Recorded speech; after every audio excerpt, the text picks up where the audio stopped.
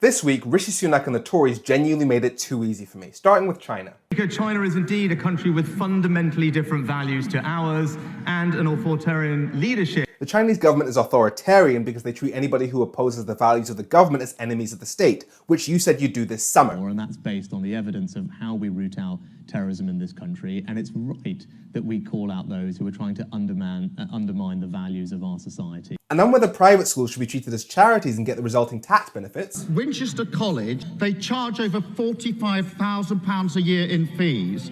Why did he hand them nearly £6 million of taxpayers' money this year? Whenever he attacks me about where I went to school, he is attacking the hard-working aspiration of millions of people. He didn't mention that you went to Winchester College. You brought that up yourself, which means you just needlessly admitted that you gave £6 million in tax breaks to your old posh school while the rest of the country slips into poverty. And getting a private education that costs £45,000 a year is not an aspiration for the vast majority of people because it simply will never happen for them. And then on the benefits of Brexit. Deregulating and signing trade deals around the world, that's how we'll drive growth and prosperity. Your OBR says that it's the differences in regulations between the UK and the EU that's damaging our economic growth. And your own government data says that the trade deals you've managed to sign won't bring in even 1/100th of the money that we've lost because of Brexit trade barrier. We had the fastest vaccine rollout in the world. We had that because of our freedoms after leaving the European Union. That's funny because a few weeks ago, the health secretary, so the guy that you put in charge of UK health issues, says that we could have done it without Brexit. If you look at the vaccines rollout,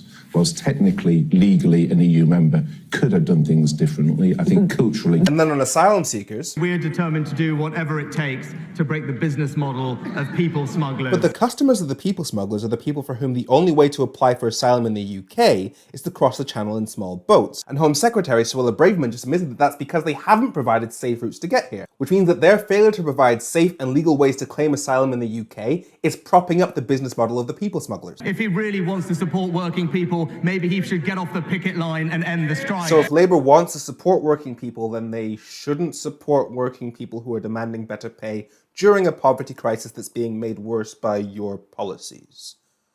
Okay.